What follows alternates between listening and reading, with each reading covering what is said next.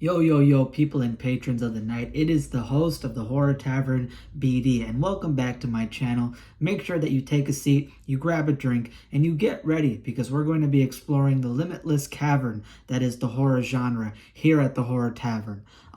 Apologies if I coughed during this video. I'm a little bit under the weather. But nonetheless, I want to pump out some good content for you guys, and I have some long overdue reviews to make. And the book that I'm going to be covering today is an adult horror book that has been long overdue for a review because I read this one quite a while back during the beginning of my college semester, and this book surprised me with how great it was. This is a great adult horror book read. This was the third adult horror book that I read ever since I started reading adult horror books. The first adult horror book that I read in the beginning of my journey was last year.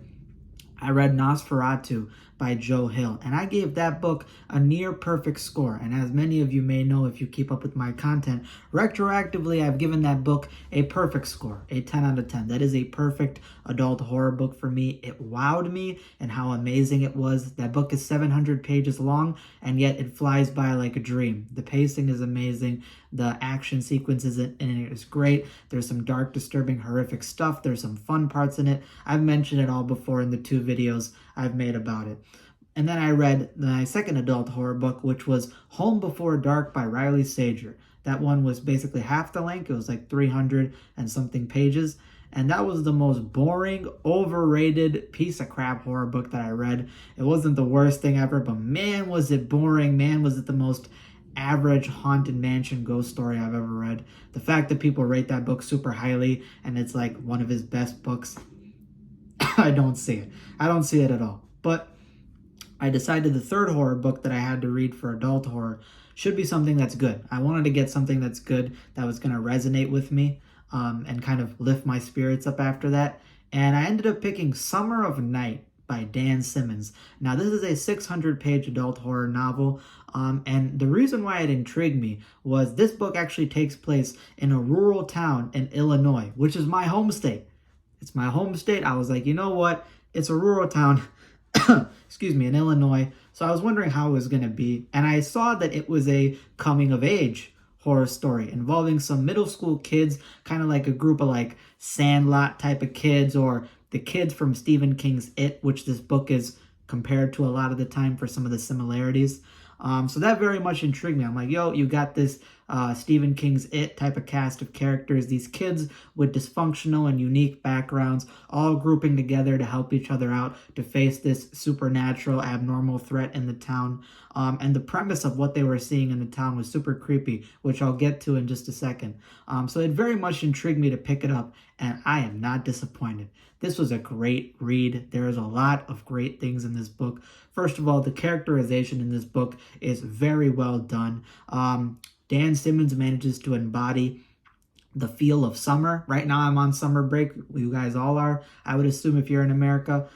Summer break is out, and this guy embodies the feeling of summer. The setting descriptions he does, just some of the old things involving the summer, because this book, I think, takes place in like, I forgot, it's like the 1970s or 1980s. I have to double check, but it's not a modern book. It's a book basically set back in the day. I think in the 1980s, if I could recall.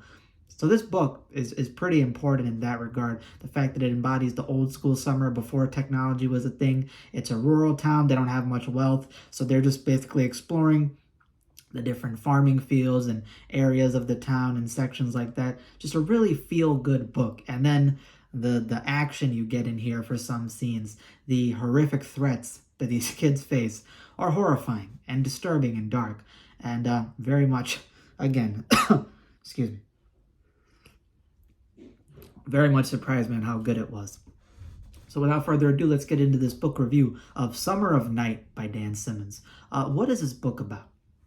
So the book opens up with describing this basically the only school in this rural town. It's this huge, grandiose school. It looks much more like a prestigious Ivy League university building, and this place is called Old Central. Old Central is this very old school, vintage building of a school. It's like 4 floors, so it's a huge building. It looks, again, like a government or Ivy League historical building. And the way that it's described, Dan Simmons does an amazing job giving you a lot of detail as to how decrepit it's become, how dark and eerie the school is, how ominous the building is. This is a huge building that basically overshadows this open field and sticks out like this giant kind of monument in this rural town. So you get a very much imposing, tense atmosphere set up for Old Central. And then after that, you get introduced to the main characters that are going to be in the story. And they're all middle school kids. They all are set in... This cough is really bad, y'all, but excuse me. Thank you for bearing with me. All these kids are in the same classroom because, again, it's a small rural town. So all these middle school kids are in the same class, and a lot of them are friends. In fact, close friends with each other. So the two main characters in a sense, because you explore all the different perspectives of these set of characters. The very main protagonists are two kids named Dale and Lawrence. Dale is the older brother, Lawrence is his little brother, and their house is actually situated right across the field in front of Old Central, I believe. So as soon as they look out their window, they can see this giant, imposing, dark figure of Old Central out in front of them. Then you have a quiet, more nerdy kid named Duane McBride. Duane McBride, he's kind of a chubbier, kind of fat kid. He's got orange curly hair. He's got glasses. He's got freckles. He's very quiet spoken. He barely sort of talks. And when he does talk, he sort of says like awkward sentences. He keeps it very brief. But he's a very smart kid. He studies. He likes writing. He carries around a journal that he's always putting down some story ideas that he has. He's sort of a creative, awkward-minded kind of kid. Then you have Jim Harlan. Jim Harlan is a sort of a little bit more bratty, sort of more mean kid. He's sort of more like, I don't know, kind of more rambunctious, more rebellious. And you'll figure out his home situation is the reason why he deals with that. You also have a kid named Mike. Mike is apparently like the leader of this group of best friend of kids. He's sort of like this very... kind of like leadership figure. He's very confident in himself, very knowledgeable, just a strong-willed kid. And then you have, I think, a girl named Cordy. Cordy's not really in their friend group, but she is a very awkward, weird, kind of mentally crazy girl. She is very, very poor. Her and her brother are in class, and her and her brother come from like these like ramshackled shacks out in like the middle of the woods.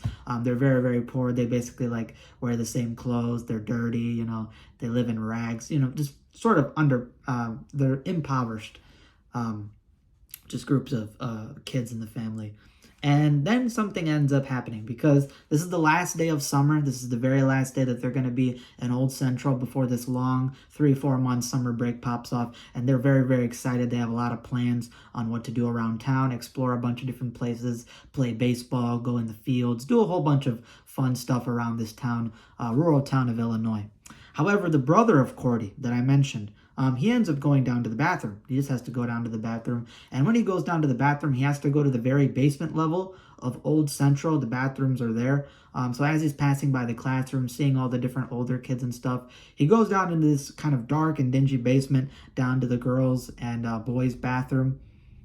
And as he goes, you kind of get described, again, how dirty it is, how nasty sort of this place is. It's very much need in repair, and it's sort of been declining and kind of, I don't know, condition over time. And he decides, you know what, I'm going to go into the woman's bathroom. I can, you know, sneak in there. And he decides to do that because he finds this giant, kind of like, he finds this hole in the wall of the boys' bathroom. And he starts kicking at it and hitting it. And eventually it caves in. And he finds this system of tunnels. It's like this long system of tunnels. And he sees that this tunnel leads into the girls' bathroom. And he decides, okay, maybe I can go in there. I can see one of the girls, you know, take down their pants or whatever. It's uncomfortable, but again, coming of age story, you know, horny boys, they're going to do that. He wants to go spy on some girls and he decides to go into the tunnels and he sees like an entrance of light and he goes to it. And something horrible happens because all of a sudden, all the kids in the classroom start hearing this blood-curdling screaming, like this insane screaming they hear. And as they basically leave the day for school, or at least I think they suspect that they hear this insane screaming. And as they leave the school, getting ready to go, you know, group out for the summer. All the friends gather together.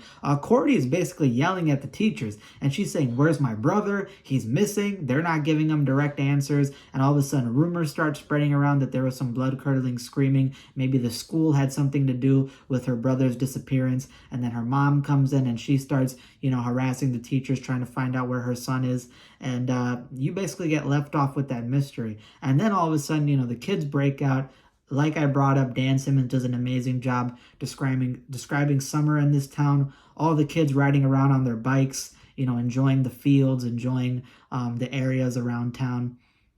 And as they're playing baseball one day, during one of these summer days, they see this rendering plant truck drive down the road. And they realize that there's a guy who is a janitor at the school at Old Central, who basically is known to drive around this rendering plant truck, and he's a very creepy guy. He looks like an old scary bastard.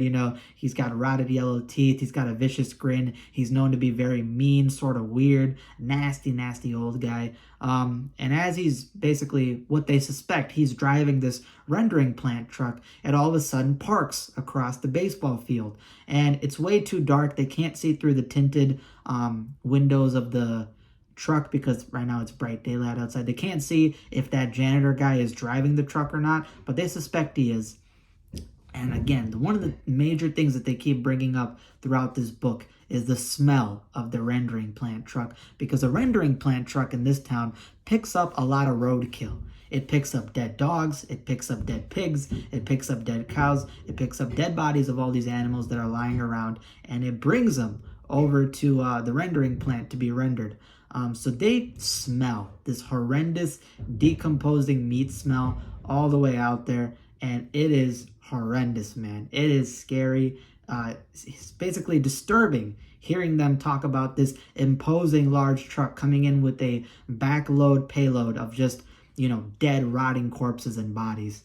And they smell it very, very prominently. Their eyes start watering, they start vomiting. But one of the kids decides he's going to go up to the truck that's parked out over there across the baseball field and confront and see if the janitor guy is driving it. And as he starts walking towards it, something very weird happens, something very disturbing. He swears to God that he can hear something slither or move in the back of this, pile of rotting animal carcasses. And he freaks out. He's like, what was that slimy moving noise? And he looks over, and then he starts hearing a baby crying. He hears something wet and slimy slither in this carcass, this pile of animal carcasses, and move them, disturb them. And then he hears a fucking baby crying and wailing in the back of this truck.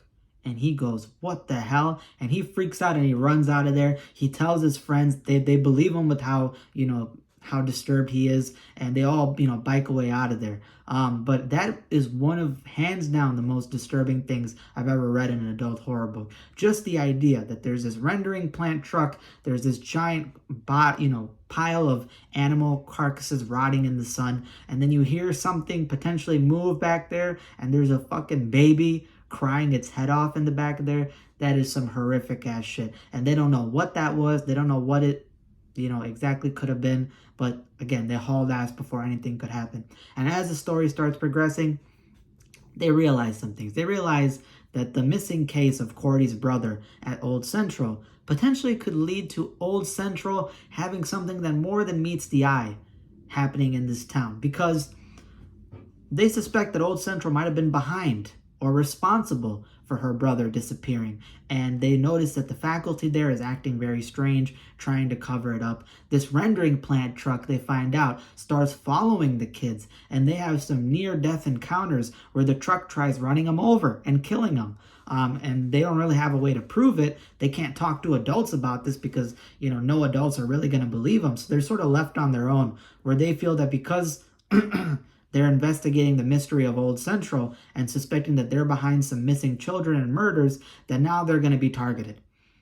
And they start seeing some weird things around the town as well. One of the things they keep seeing frequently around this town is these 6 to 8 inch diameter holes in the ground. There'll be these perfect circle holes burrowed into the ground, like 6, 7, 8 inches in diameter, and they go all the way straight down. They go for an unknown depth through the dirt, and the outside ring of this, completely perfect circle hole tunnel is bright red.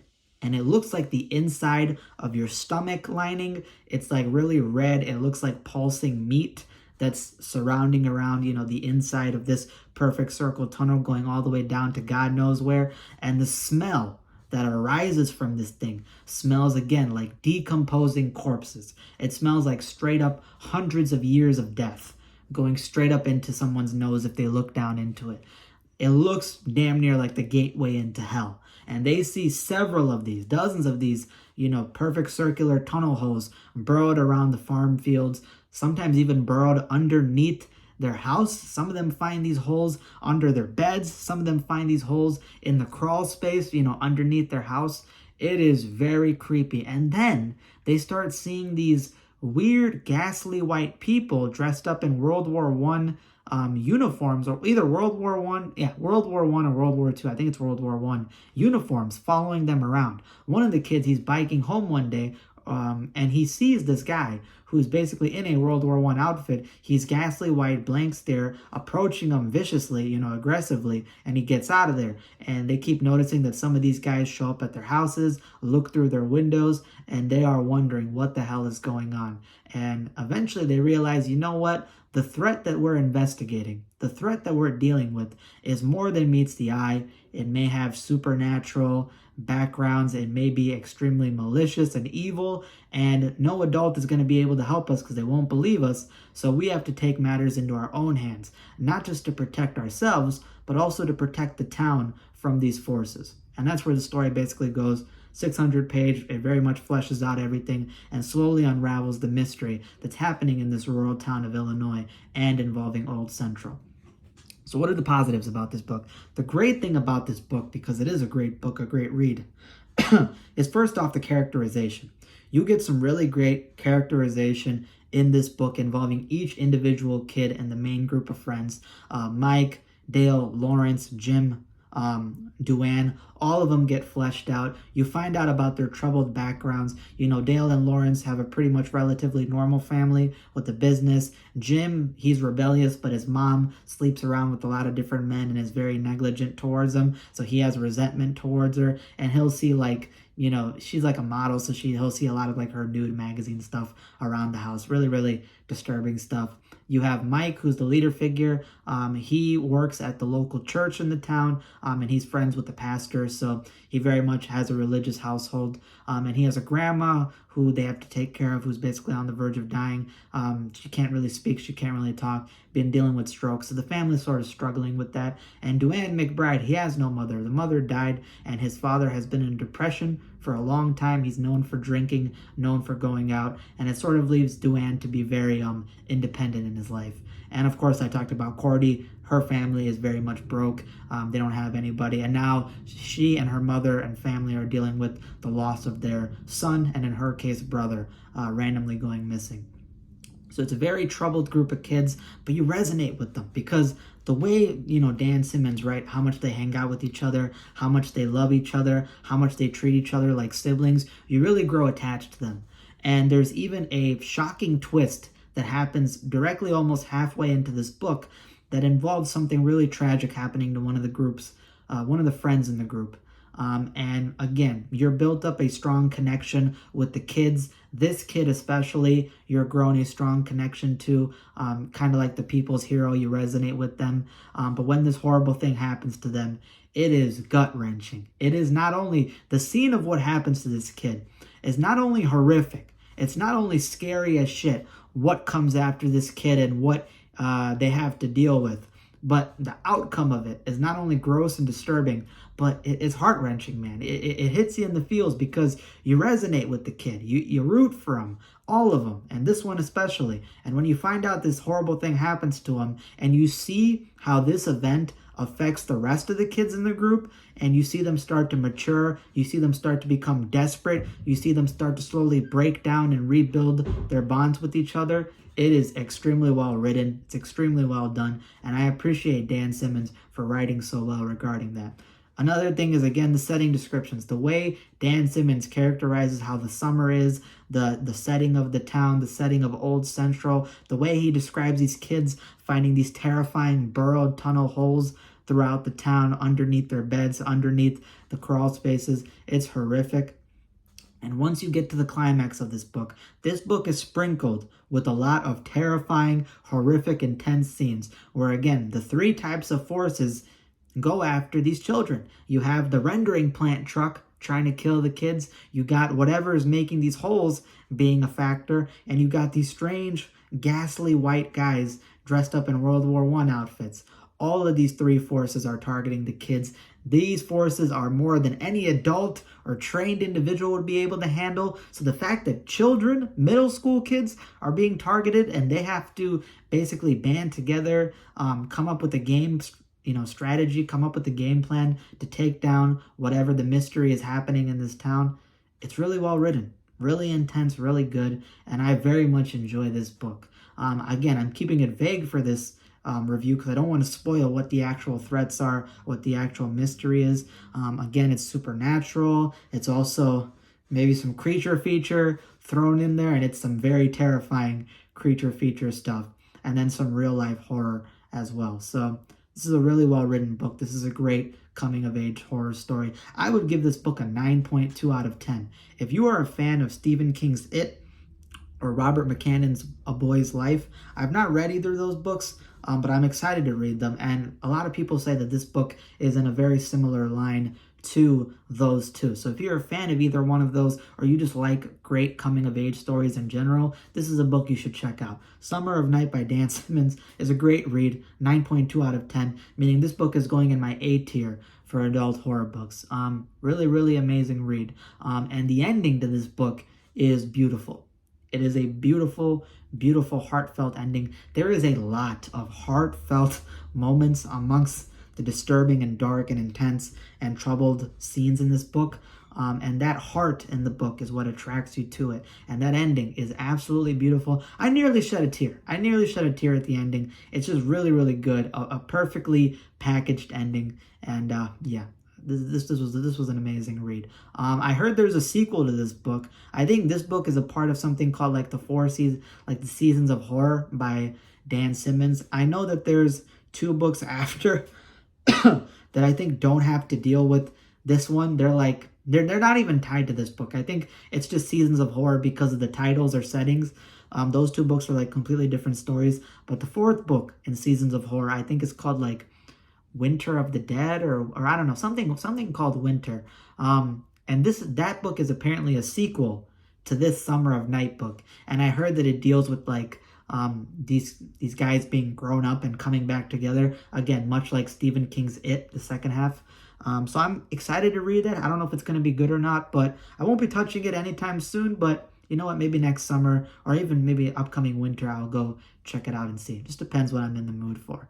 But that's all I have for today. I hope you guys enjoyed. Be sure to hit that subscribe button and hit that like button down below. We are almost at 300 subscribers, so hitting that during the summer would be amazing. I want the channel to keep growing so that way the content can get out there for you guys. You guys can enjoy it, and I want to feel like a friend that you can talk about different things of horror with. If this is the first time you're stumbling on my channel, go check it out. I have all types of horror. I talk about kids horror, adult horror, YA horror, so you'll find all types of content on there that you might enjoy. And yeah, that's all I have for today. Comment down below. Have you read Summer of Night by Dan Simmons? Do you love this book? Do you not like this book? Are you excited to read it if you've not read it? And what are some of your favorite coming-of-age stories? That's all I have for today. So enjoy your summer. Get out there, touch some grass, spend some time with your loved ones. And I hope you're also enjoying reading and watching stuff like I am.